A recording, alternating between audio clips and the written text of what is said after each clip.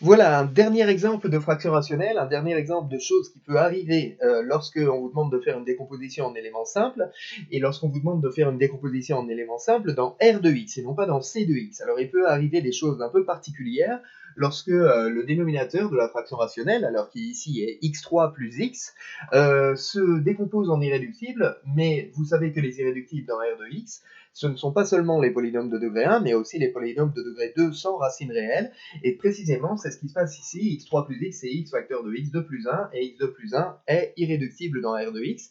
Donc cette écriture-là, c'est la décomposition en polynôme irréductible dans R de x du dénominateur qui est q. La fraction rationnelle f, du coup, ici, s'écrit comme un polynôme de degré 2 sur le polynôme q, qui est ici décomposé en irréductible. C'est une fraction rationnelle qui est de degré strictement négatif. Donc, d'après le théorème de la décomposition en éléments simples dans R de x, cette fois-ci, et plus dans C de x, eh bien, la décomposition en éléments simples va être un peu particulière, parce qu'il va y avoir une différence par rapport à la décomposition en éléments simples dans C de x. Explicitement, f va s'écrire a sur x, ça c'est pour ce qui correspond au x qui est ici, plus un polynôme de degré 1, donc un polynôme qui est entre guillemets une fonction affine, donc bx plus c sur x carré plus 1. Et donc ça c'est une forme spécifique, et ça n'arrive que lorsque vous avez affaire à une décomposition en éléments simples dans R de x, et avec donc au dénominateur une partie dans la décomposition en irréductible de Q qui est un polynôme de degré 2 sans racine réelle. On doit trouver les valeurs de A, B et C. A c'est facile, on multiplie par x la fraction rationnelle qui est ici, donc on obtient x fois f. X fois f, c'est évidemment cette fraction, mais avec les x qui sont simplifiés au numérateur et au dénominateur, donc 3x carré moins x plus 2 sur x carré plus 1. Donc ça, c'est pour x fois f, l'expression que l'on obtient à l'aide de ceci, multiplié par x, est égale à a plus bx carré plus cx sur x carré plus 1. Si on évalue cette relation-là en x égale 0, cette partie disparaît, cette partie-là donne 2, et puis donc on obtient 2 égale a, c'est-à-dire a égale 2. Pour obtenir B et C, il y a deux manières de procéder. La première, c'est de procéder par identification. On connaît la valeur de A, donc pour déterminer B et C, eh ben, on réduit au même dénominateur de ce côté, donc on va obtenir quelque chose qui va être sur x carré plus 1, et puis ce polynôme ici, qui sera sur x carré plus 1, eh ben, on va s'arranger pour qu'il soit égal à 3x carré moins x plus 2, ça va nous donner la valeur de B, la valeur de C, il y aura juste un tout petit système de 2 à résoudre. Voilà comment on va faire pour pouvoir trouver B et C, exceptionnellement par identification. Sinon, on peut aussi procéder différemment, c'est-à-dire que la valeur de B, on peut l'obtenir de la manière suivante.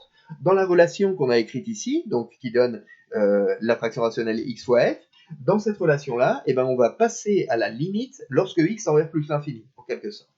Lorsque x tend vers plus l'infini, la fraction rationnelle de gauche, c'est un polynôme de degré 2 sur un polynôme de degré 2. On regarde le rapport des termes de plus haut degré. Donc le rapport des termes de plus haut degré, c'est 3x carré sur x carré, ça donne simplement 3. Donc la limite en plus l'infini du terme de gauche, c'est 3. Et de l'autre côté, a c'est une constante, donc évidemment la limite c'est a, et la limite de cette fraction rationnelle-là, bx carré sur x carré plus 1, bx carré plus cx sur x carré plus 1, c'est le rapport des termes de plus haut degré, c'est-à-dire b.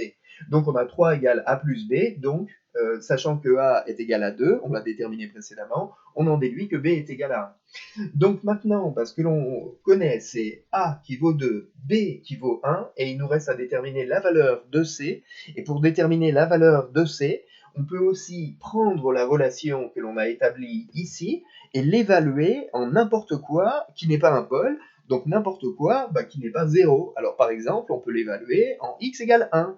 Et si on évalue cette relation en x égale 1, on obtient, alors de ce côté-là, donc on a 3 moins 1 plus 2, c'est-à-dire 4 sur 2, donc ça donne 2.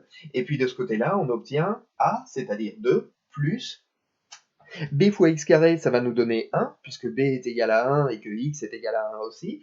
1 plus c sur 2, et donc on en déduit que c est égal à moins 1. Donc voilà comment on fait pour obtenir b et c. Du coup on peut conclure et dire que f c'est égal à 2 sur x plus x moins 1 sur x carré plus 1.